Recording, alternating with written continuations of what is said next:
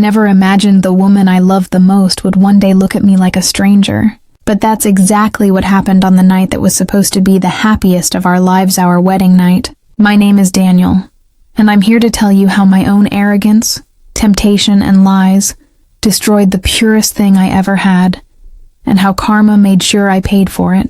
The night started beautifully.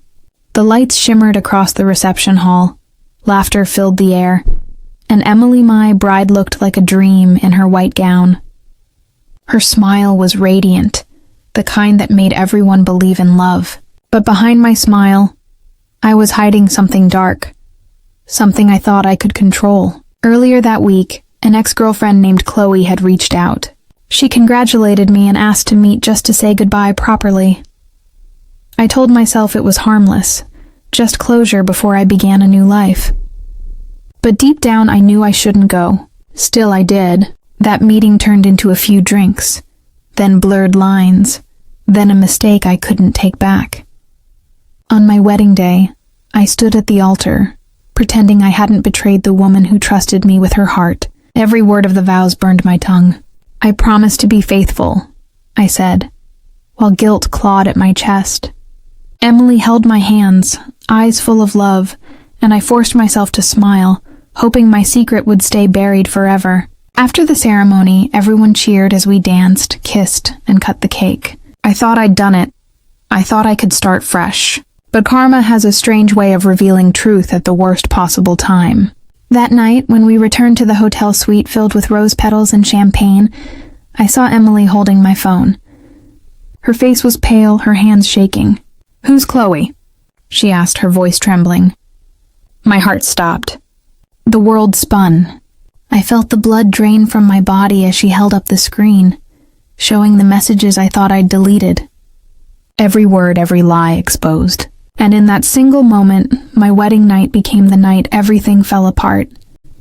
I froze where I stood, my throat tightening as if invisible hands were choking me. Emily's eyes were no longer soft or loving, they were cold, filled with disbelief and pain.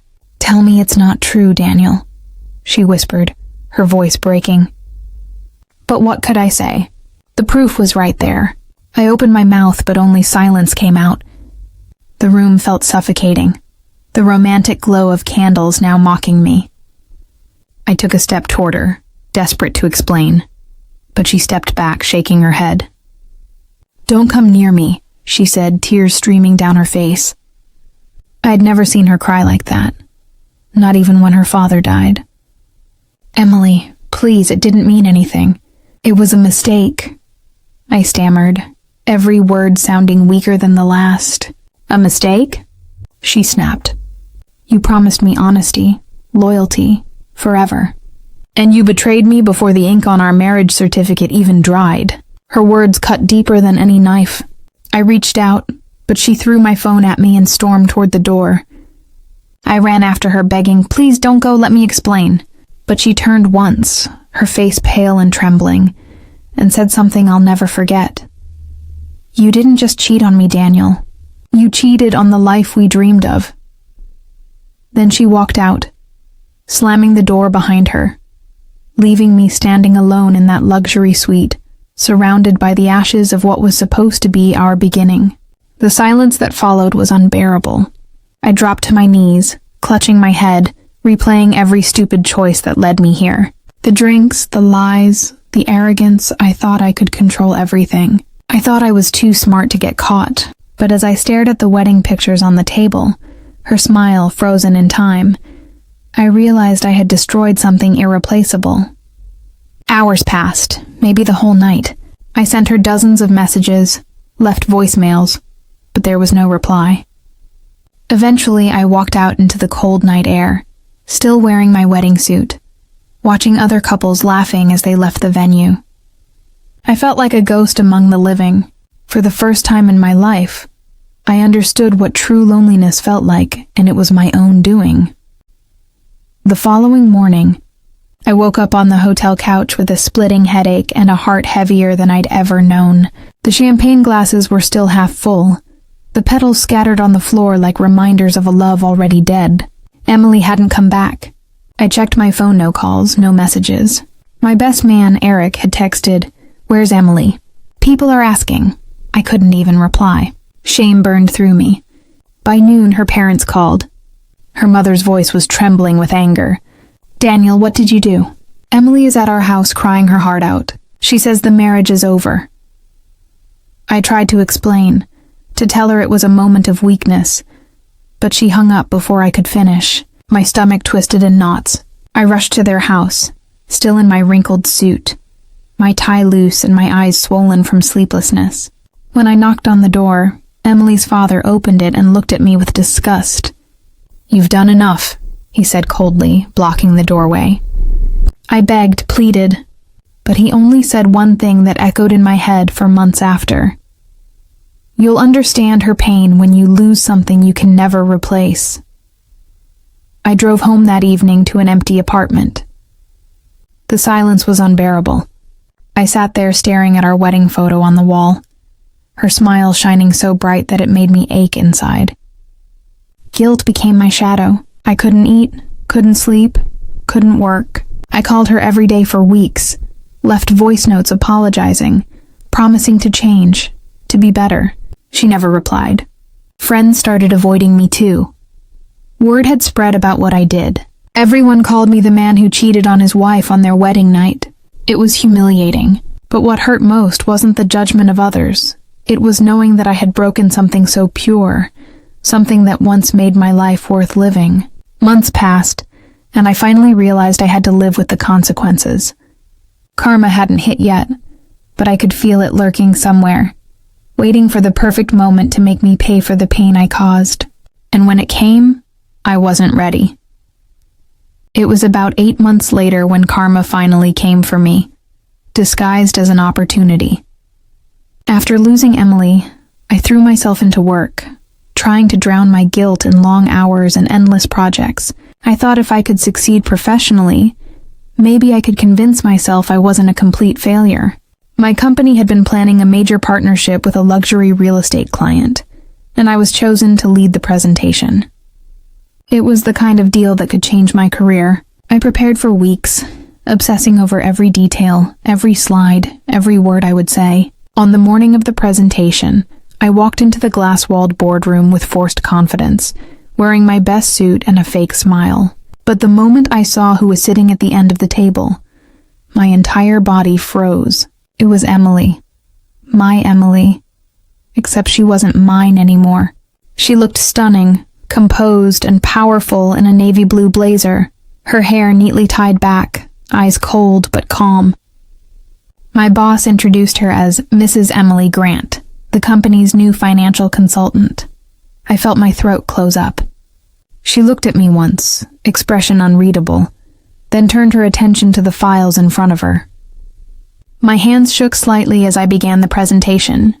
Every time I glanced her way, I saw no emotion, no hatred, no sadness, just distant professionalism.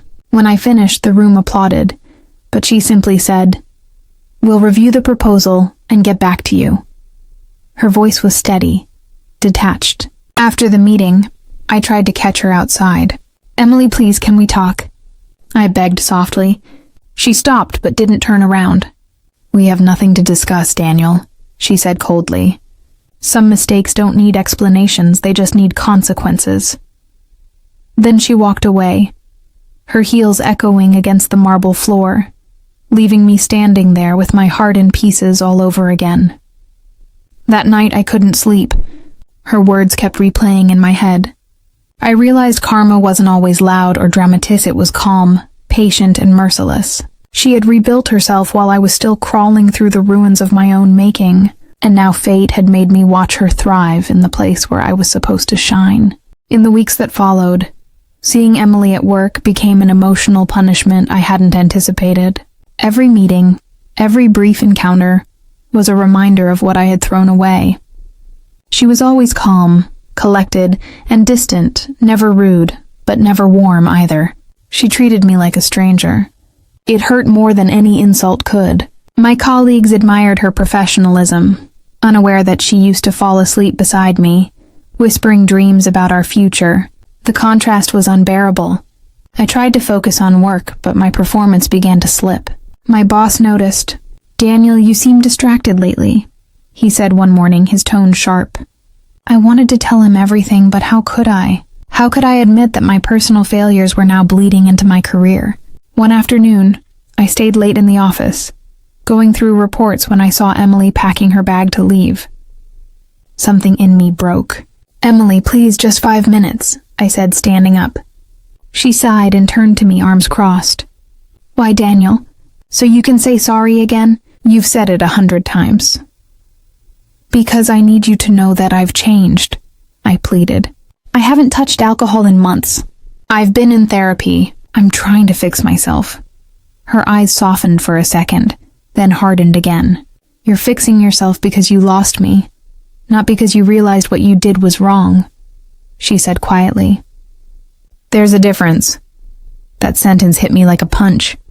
She picked up her bag and walked toward the door, but before leaving, she stopped. "You once told me love means forgiveness," she said softly. "But love also means respect, Daniel. And you broke that long before the betrayal." The door clicked shut, and I sank into my chair, tears streaming down my face. For the first time, I didn't cry because I missed her. I cried because I finally understood the depth of the pain I caused her. It wasn't just about a mistake. It was about the destruction of trust. That night, I made a decision. I wasn't going to chase her anymore. I was going to become the kind of man who would never hurt someone like that again, even if she never saw it. Months passed, and though Emily and I continued to cross paths at work, we kept our distance. She was rising quickly in her career, earning respect from everyone, while I quietly rebuilt mine from the shadows. I started volunteering on weekends, donating to shelters, and mentoring interns who reminded me of the hopeful man I once was. But no matter how much good I tried to do, the guilt never completely left me. It lingered like a scar that refused to fade. One evening, after a long day, I saw Emily sitting alone in a small cafe across the street from our office. For a moment, I hesitated, but something in me pushed forward. I ordered 2 coffees and approached her table slowly. She looked up, startled but calm. "I'm not here to beg," I said gently.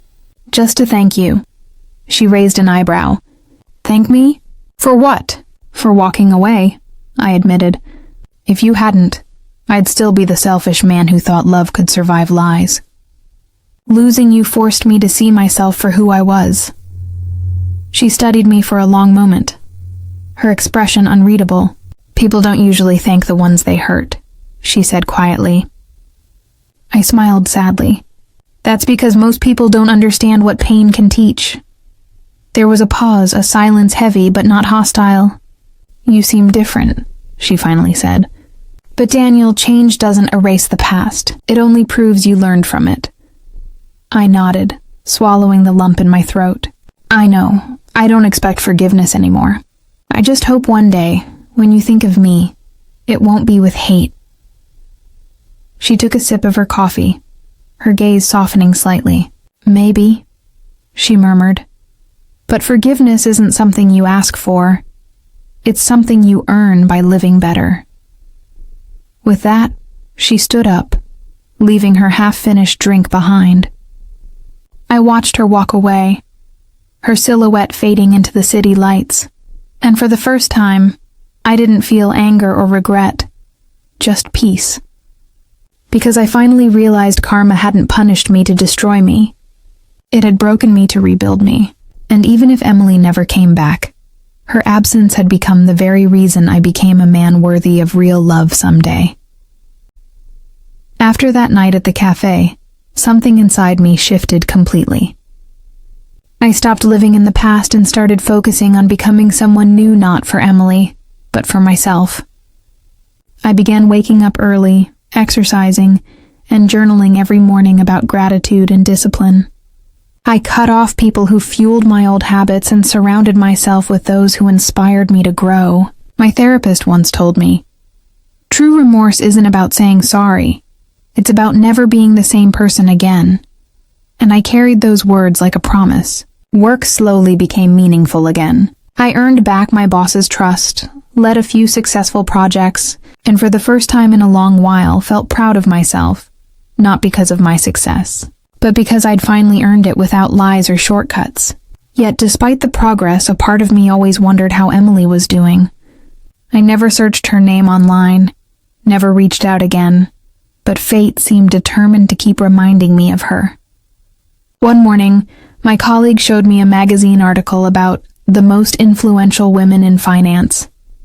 Emily's photo was on the cover, her smile confident, her story inspiring. Reading about her achievements brought a strange mixture of pain and pride. She had become everything she once dreamed of, and she did it without me. That realization hurt, but it also filled me with deep respect. That same week, I received an invitation to an awards gala where our company was being honored. When I arrived, I saw her there again, radiant as ever, speaking on stage about integrity and resilience. Her speech was powerful, every word echoing with strength and wisdom. I stood in the back of the hall, clapping quietly, my chest tight with emotion. When she stepped down, our eyes met for a brief moment. This time there was no bitterness, just quiet understanding. I smiled, and she gave a small nod before turning away. It was enough. In that simple exchange, I felt years of guilt finally lift off my shoulders. Karma had given me the closure I didn't know I needed. I had betrayed her once, but life had used that betrayal to teach me the meaning of truth, respect, and redemption. A few months later, I received an unexpected email. It was from Emily. For a few seconds, I just stared at the screen, unsure if it was real. My hands trembled as I opened it. Her message was short but powerful. She wrote, "Daniel, I wanted to let you know I heard about the youth program you started. It's inspiring to see you helping others rebuild their lives. I hope you found peace." I sat there frozen, rereading her words over and over again. She didn't say she forgave me, but those few lines carried more weight than 1,000 apologies. It was her way of acknowledging my change. That night I couldn't sleep. I went for a walk through the quiet city streets, thinking about how far life had brought me from that broken man in a hotel room. The air felt cleaner, the stars brighter, and for once, I didn't feel haunted by regret. I replied to her email the next morning, keeping it simple. "Thank you, Emily. I'm still learning, still growing, but your words mean more than you'll ever know. I wish you nothing but happiness." I didn't expect a response, and she never sent one, but that was okay. I didn't need it anymore. Life had finally taught me that closure doesn't always come through conversations. Sometimes it comes through acceptance. Months rolled into a year, and the youth program became something bigger than I'd ever imagined. It helped men who had made mistakes like mine, people desperate to change but unsure where to start. Every time I shared my story, I could see the recognition in their eyes, that flicker of hope that maybe, just maybe, they could become better too. And though I never mentioned Emily's name, her spirit was behind every lesson I taught. She was the invisible reason I tried to help others heal. One evening, as I stood before a crowd, speaking about redemption and self-forgiveness, I caught myself smiling genuinely. The man who once betrayed the woman he loved had become someone who helped others rebuild what they had broken. Karma hadn't destroyed me, it had redefined me, and that realization became the most powerful kind of peace I could ever ask for. Time passed quietly, and the wounds that once felt unbearable began to fade into faint memories. I no longer counted the days since I last saw Emily. Instead, I measured time by how much I had grown. My days were filled with purpose, mentoring others, managing my projects, and writing about the lessons life had forced me to learn the hard way. One afternoon, I received an invitation to speak at a national conference about emotional resilience and rebuilding trust, a moment that felt almost unreal. Standing backstage, adjusting the microphone, I felt a familiar wave of nervousness. As I stepped onto the stage, the applause faded into a calm silence, and I began to share my story. Not as a victim, but as a man who once ruined his own happiness and chose to rebuild it piece by piece. Betrayal doesn't always come from evil, I told the audience. Sometimes it comes from weakness, from selfishness, from not knowing how valuable something truly is until it's gone. People listened intently, some with tears in their eyes. When I finished, the applause was thunderous, but it wasn't pride that filled my chest, it was gratitude. After the event, as I was leaving, a familiar voice called out from behind me. I turned around and there she was, Emily. My heart skipped a beat. She looked even more graceful than before, her presence calm, confident, yet warm. "You spoke beautifully," she said, offering a small smile. For a moment I couldn't speak. "Thank you," I managed to whisper. "You were my greatest lesson, Emily. Everything I said today started with the pain I caused you." She looked down, then back up, her eyes softer than I'd seen in years. "You've grown, Daniel. I can see it." I felt something shift, something like forgiveness hanging quietly between us. "I'm proud of you," she said finally, before turning to leave. I wanted to say more, but I didn't. Her words were enough. Watching her walk away, I realized that sometimes karma doesn't punish you forever. It teaches you until you finally understand. And in that understanding I found freedom, not from her, but from the person I used to be. Years have gone by since that day at the conference, and though Emily and I never crossed paths again, her impact has stayed with me in every decision I make, in every person I help, and in every truth I now choose to live by. I often think about how life has a strange rhythm, how it breaks you apart only to help you rebuild yourself stronger. I used to believe karma was just punishment for the things we did wrong, but now I see it differently. Karma is a mirror. It shows you who you truly are, and doesn't let you look away until you change. Looking back, that night when I betrayed her wasn't just the worst night of my life, it was also the night my soul began to wake up. It took years to see it, years of guilt, loss, and struggle. But I understand now that what happened wasn't meant to destroy me. It was meant to rebuild me into someone better. Sometimes I still dream about her, standing in her wedding dress, smiling the way she did before everything went wrong. In those dreams, I always try to tell her how sorry I am, but she just looks at me and says, "You finally learned." And I always wake up with tears in my eyes, but also with peace in my heart, because maybe forgiveness doesn't always come from the person you hurt. Sometimes it comes from within, when you finally stop running from yourself. Today I live a simple life. I still run the Youth Foundation, still tell my story to those who've made mistakes, and I still remind them that pain isn't the end, it's the beginning of growth. When people ask me if I'd ever take it all back, I always pause. Part of me wishes I could, but the truth is, without that pain, I wouldn't have become the man I am today. Emily once told me that love without respect means nothing. I didn't understand it then, but now I live by it.